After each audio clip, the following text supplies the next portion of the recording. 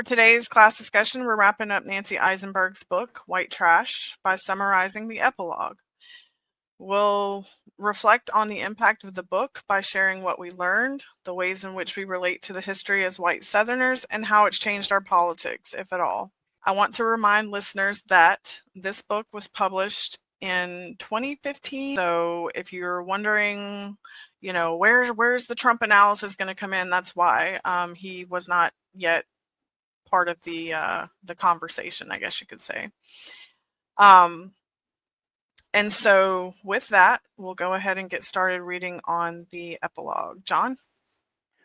American democracy has long masked class divisions with empty symbols, relying on the fiction that a president represents the whole people. Leaders have often been elevated as patriarchs or warriors, from George Washington to Ronald Reagan, while ties to corporate power, like McKinley's loyalty to Big Steel or Mitt Romney's defense of corporations as people, are downplayed.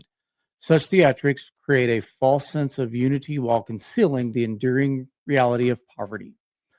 Left out of the national story are tenant farmers and shack dwellers, whose lives reveal not mobility but social stasis, and whose existence runs counter to the triumphalist myths of war victories and political pageantry.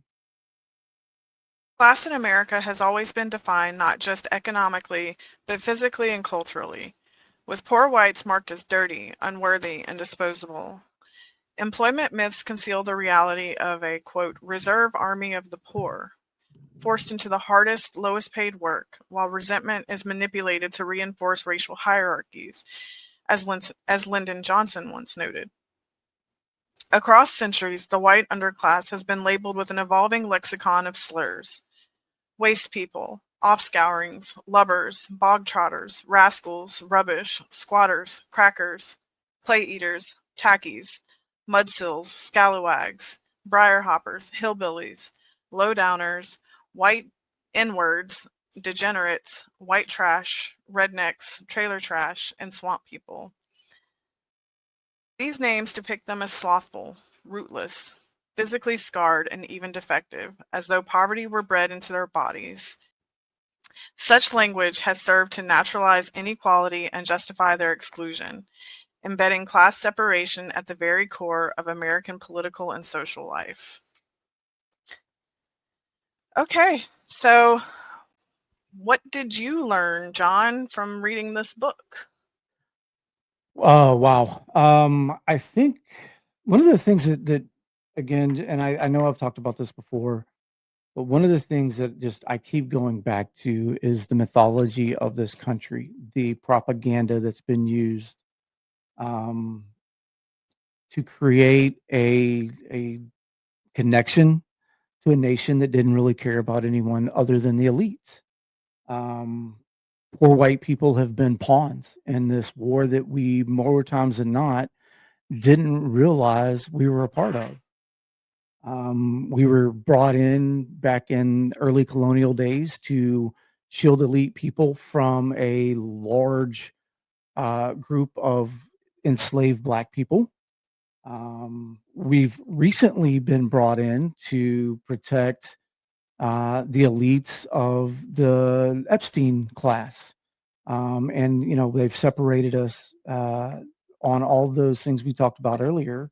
I think one of the other things that it's done for me is I've always really hated those monikers of hillbilly and white trash, and now I don't give a fuck. Think of me what you will. I'm a working class person. I've worked my ass off over my life. But even if someone hasn't wanted to work as hard, that's okay too, because why? Why do we have to work so fucking hard just to live?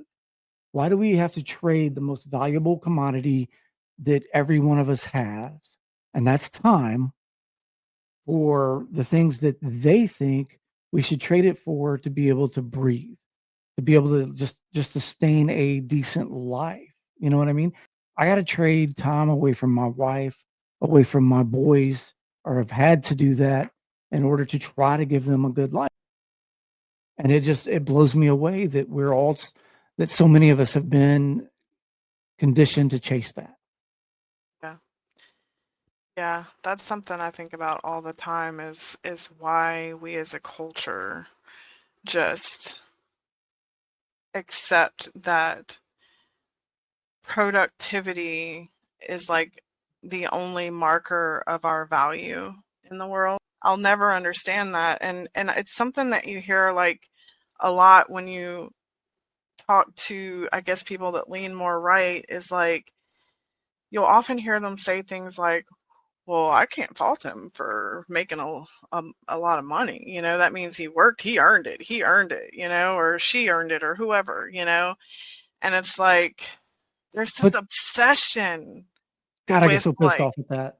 yeah, it's just, I'll never understand that obsession with working to acquire like material things and the importance that people place on it. It bugs me, and it's something that I think about a lot And and wish we could.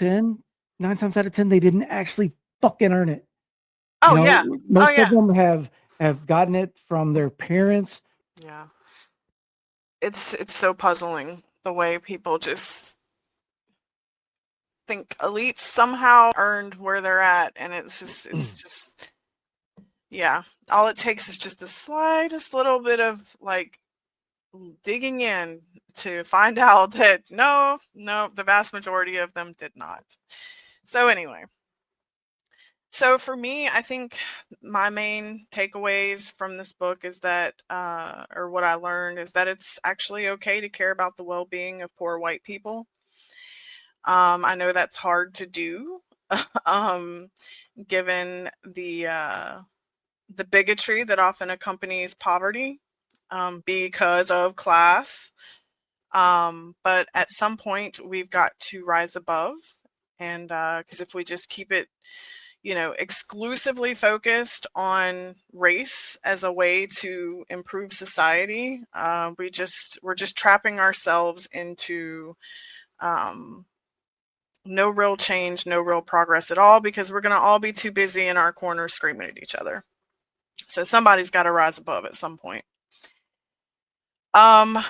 And to that end, I think it's also totally valid to question that absolutist approach that a lot of social justice and progressive liberals take, where if you have even the slightest question about, say, an identity group, that it automatically means you're a bigot, you're a racist, you're a transphobe, you're a whatever.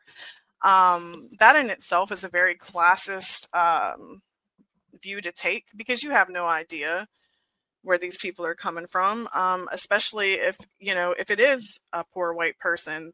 The likelihood is that they never received much of an education, or the education they did receive is probably no more than sixth grade, or something ridiculously low. They probably never left their hometown. They have not had any real exposure to a life outside of themselves, which is what is required to, because, by nature as human beings, we are tribal, we are apes, and we tend to want to naturally associate and affiliate with like people. So anyway, I just find that overreaction or reactionary mindset to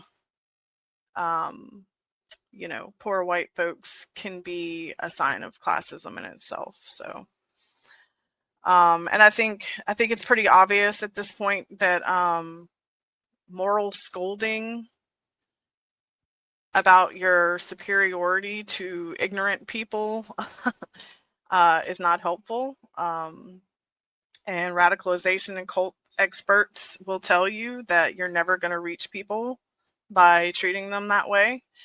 So, yeah, it's hard not to just really dive into my experiences in academia, because it was such a, oh my God, it was just such a transformative experience for me. And that's why I don't think you should. I don't think you should skip over it. I think you should talk about it, because for someone like me who has never been in that world, I didn't go to college. even though I probably tend to be more liberal than you are, I don't understand. There's some things I'm missing because of the lack of experience in academia, whether it's actually working in that world or going to school and being taught by other academics. You know what I mean? Yeah. And Yeah. it does help bridge the gap. And I think there is a big gap there. And the problem is that there are people out there who demonize those in academics, and I don't think academia should be demonized. I think those in academia should be celebrated, but there also needs to be a conversation about what you were just talking about, where look, I've spent my life in a very small community of people. That small community was literally my mom and my two brothers were the only consistent community I had up until 22, 23 when I met my wife. 22 years of age, that is, not 2022. So that's all I knew is what they had, what I had learned from being around and with them. Now, that's not to say that's all I knew, but that was the majority of it. I knew a lot from moving around a lot. I met a lot of different people. But let's take trans people, right? And I consider myself to be an open person who's willing to try to get to know anybody. But that doesn't mean that I'm going to say the right thing or I'm not going to say the wrong fucking thing when I'm around somebody who's trans. It doesn't mean I'm against them, but there's a lot of things I don't get and I don't understand. But if you immediately, because I make a mistake in the way I say something, you immediately go and you ridicule me or you tell me I'm a dumbass or I'm out of the club simply because of that mistake, then there's a good chance I'm going to be like, well, fuck you. I'm walking Right. away. You're Yeah. not giving me a chance to become an ally. You're not giving me a chance to become someone who is a part of your team. Yeah. No, Does that I make agree. sense? Absolutely. Yeah, totally. Um, and on the note of like the trans conversation, like I highly encourage people to go check out I can't stand Ezra Klein, but I will give him this. This was a good episode of his podcast with oh my gosh, I've already forgotten her name. She's the trans lawmaker from Delaware, I believe. I want to say her name is Sarah, but I'm blanking on her last name. But anyway, she's the trans congresswoman from Delaware, and they had a very um, honest, frank discussion about trans issues and what it's meant to her to be the first trans woman in Congress, and she goes into the Sarah McBride. the Sorry, I had Sarah to look it up real McBride. quick. Real quick. Yes, thank you. Yeah, she's from Delaware. Um, she even talks about like the dangers of venturing into this like absolutist approach of you know you're either 1,000% with us or you're against us, you know what I mean? And she understands that the vast majority of the population, like these ideas around like uh trans people, their lives, their existence, like that the vast majority of people, they're just now hearing about it, right?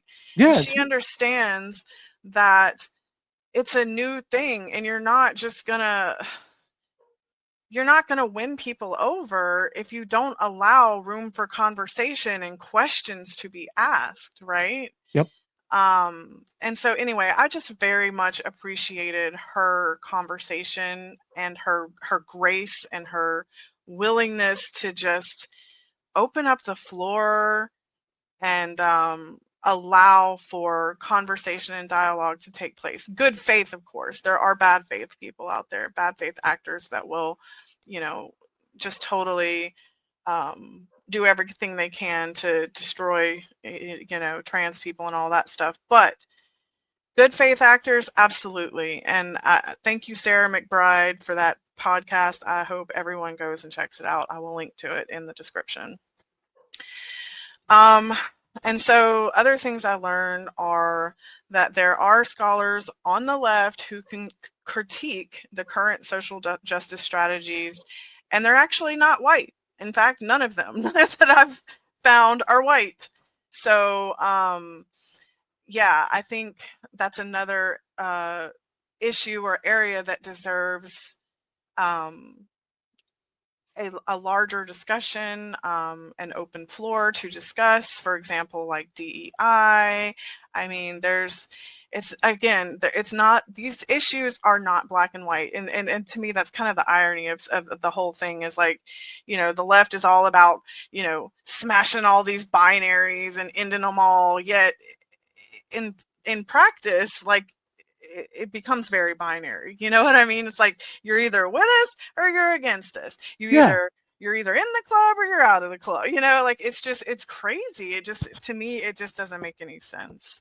Oh, yeah, and just to put that in a different aspect, take it away from let's take it away from LGBTQIA. Let's take it away from black and white people or black and brown people. Let's put it like this, right?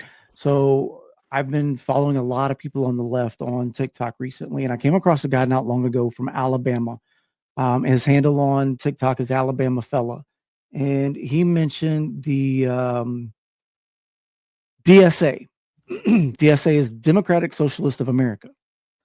I don't know enough about them. I might like them. I might not. I won't know until I do some research and talk to some of these folks. I kind of think I might like them based on what I've heard so far. But until I have the chance to dip my toe in the water and ask some questions, I'm not going to know.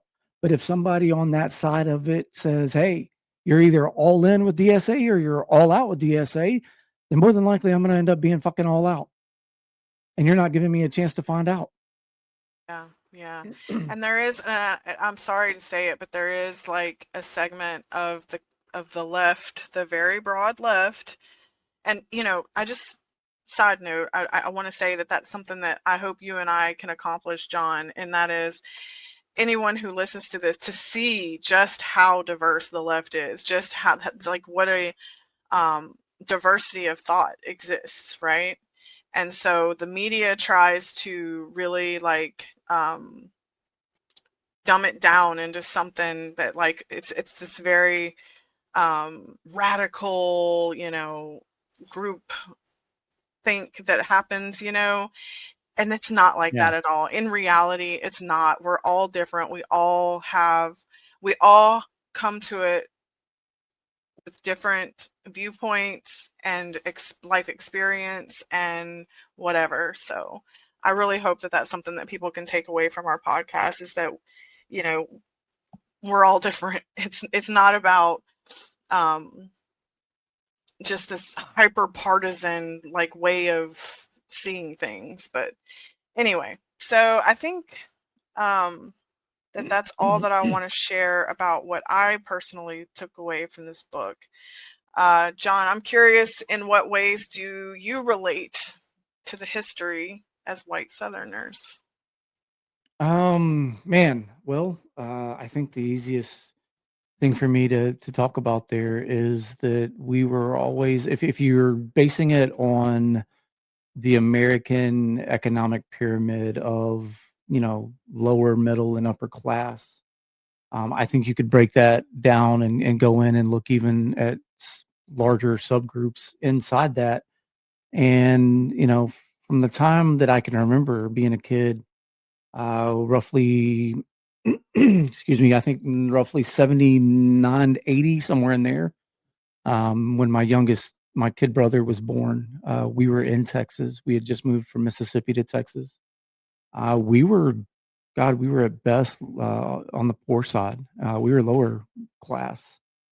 Um, and the lifestyle that goes along with that, there were times, and it's kind of an inflow situation because of how often my mom and dad split up and got together. I lived in currently live in what would be considered a trailer or modular home. But when you look at it on the inside, it looks nothing like what most people close their eyes and picture.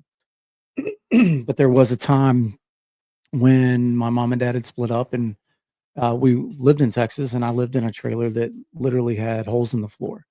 We had adopted this stray cat for a very short time that would come and go through the hole in our bedroom.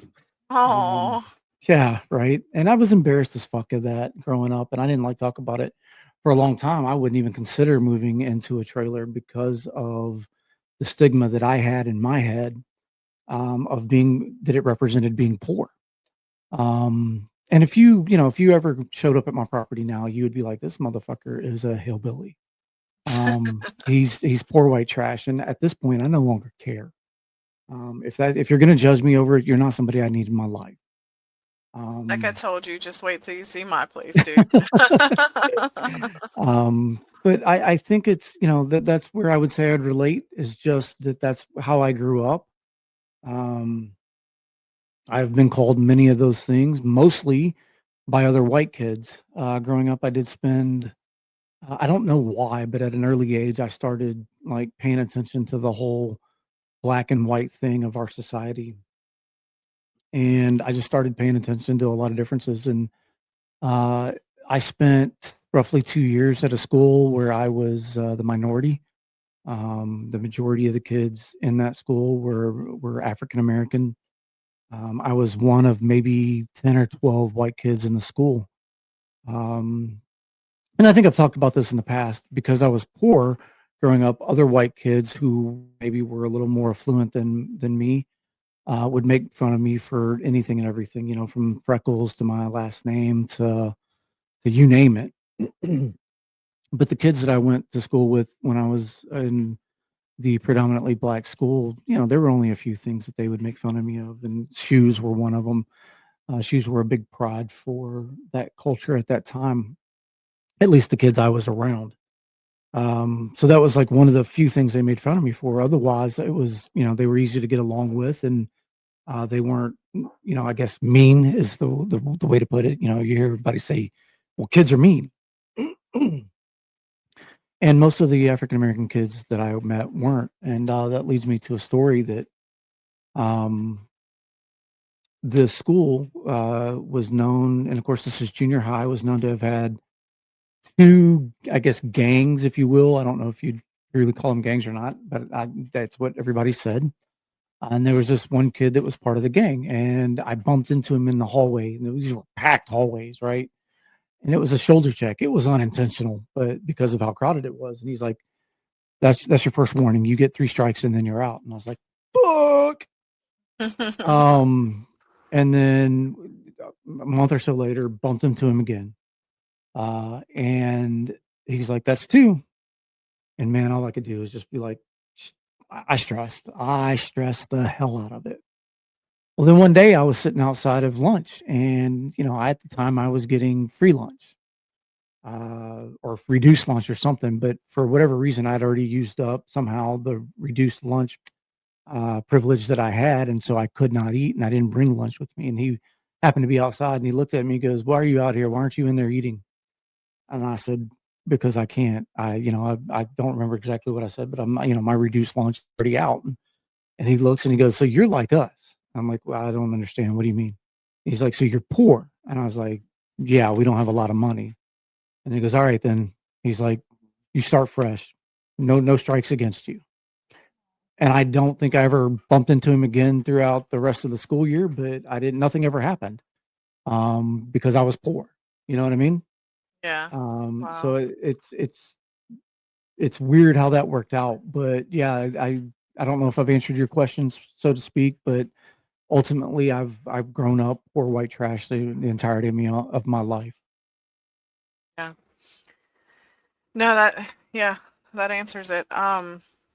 Yeah, for me, honestly, this book felt like my history, honestly. You know what I mean? Like it was, as a white person born in the South, I have my life experience, which is that I come from a working class family. My mother and father did not go to college. They had very working class jobs.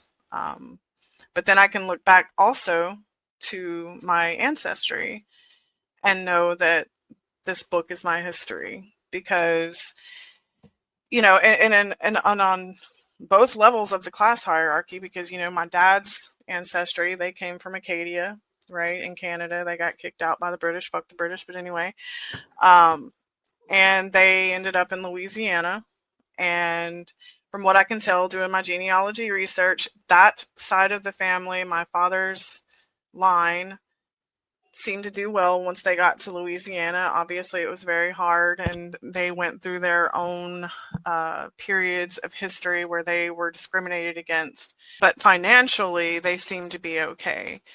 Whereas my mom's side, particularly my mom's maternal line, I mean, they like as far back as I can trace it, like we've been in the South. You know, we came through like North Carolina, down through Georgia, Alabama, and in fact, I could find no evidence that they ever owned slaves or anything like that. But I do know that they were poor and they were sharecroppers. And in fact, I want to read a short piece of text from the book that when I read it, I immediately called to mind some pictures I have of some ancestors of mine. And then I'm going to share those pictures so you see what I'm talking about. So on page 199 in the book, it's in the chapter on eugenics. It says, all in all, the rural South stood out as a place of social and now eugenic backwardness. Tenant farmers and sharecroppers wandering the dusty roads with a balky mule seemed a throwback to 18th century vagrants. And so with that in mind, I just want to throw up on here pictures of some ancestors of mine. And so this is my third great grandparents, and they were sharecroppers, and you see them in front of their, I guess that's a big, I'm blanking. John, what's the name of it? Corn? Yeah, looks like a corn Big stalk. stalk of corn. Yeah. So yeah, they're standing here in front of a giant stalk of corn, you know, carving out their existence as sharecroppers. And then also, this is my third great uncle, great grand uncle. I don't know how you say that, but anyway, this is him standing there with a mule. And again, like that line in the text says, a place of social and now eugenic backwardness. Tenant farmers and sharecroppers wandering the dusty roads with a balky mule. Like, these are my people, right? I have literal photographic evidence that these were my people. You know, they were poor and they had it rough. They did not have it easy. And they were from Alabama, by the way, if you were wondering where these pictures were taken, rural Alabama. So, Oh, wow. anyway, so I thought that those pictures would be a good way to kind of help visualize why I feel so connected to this text, and why it meant something very personal to me, that she was basically describing the experience of some of my ancestors. And so, you know, I own that history and I'm proud of it. And I'm sure some of them, or I know that I have ancestors that were racist, and even one of them had a picture of George Wallace in his living room, while living in project housing, no less.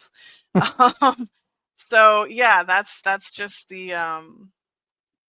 that's just how it goes for poor white folks. They, yeah. So anyway, that's just something I thought might be interesting for you to see. Yeah, definitely. I appreciate you sharing that. As to, And I'll add this, since you mentioned that aspect of the George Wallace picture, we're not responsible for our ancestors. I taught both of my boys to the best of my ability about the atrocities of our country's past and why it was wrong. And I taught them to see people for people, not for the color of their skin.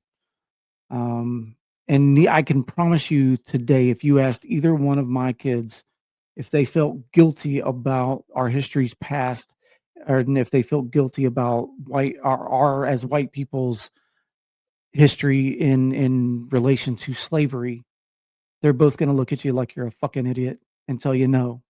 What they do feel is an obligation to make sure that they can do everything they can to let it not ever happen again, to make sure that they're not being oppressive to others.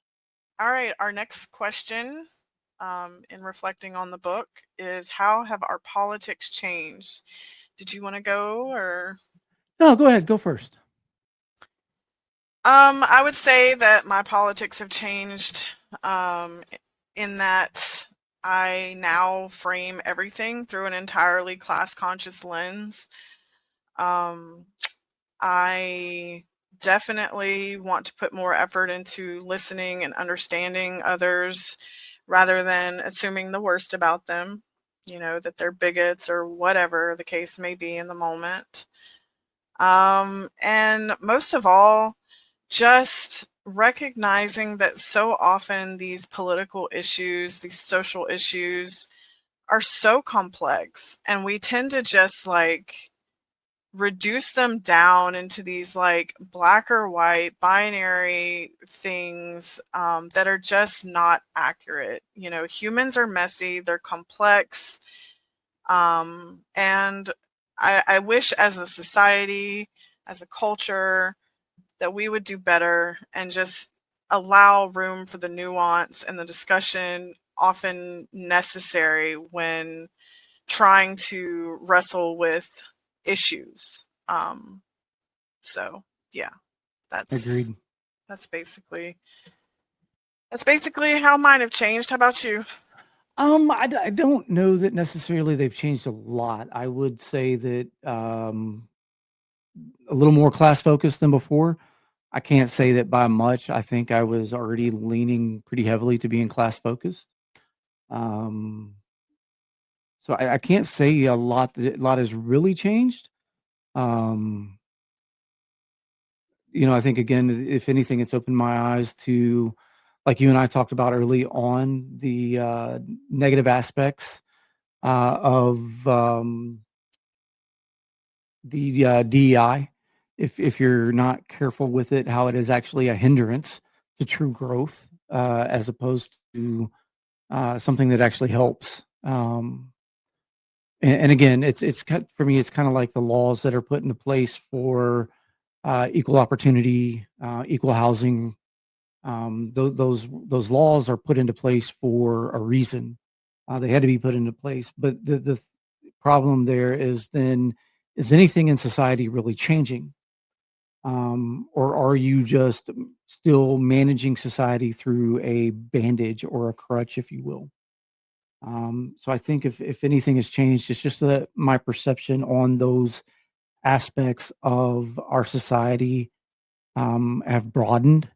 Um, I'm still very, very aware of the different issues that we have in our greater society here in this country, but I think I have taken more of a focus towards classism, and where that's driving those other issues. Awesome. Well, thank you for indulging me and reading that book. I know it was definitely of a more intellectual sort of nature and take on politics, and I'm a total nerd for those sorts of things, so I can't thank you enough for like, taking that journey with me, and basically us having our own little, like, I guess, book club. you know. Absolutely, and I think it's going to be good if we do it again on some other books. I saw a creator today on TikTok, and it was awesome because it was a African American creator this morning, young lady, who talked about if you really wanted to understand uh, American history, she recommended 3 books. The second book she recommended was the book we just reviewed. I thought that was Awesome. really fucking cool. That is so cool. I'm so happy to hear that. Awesome.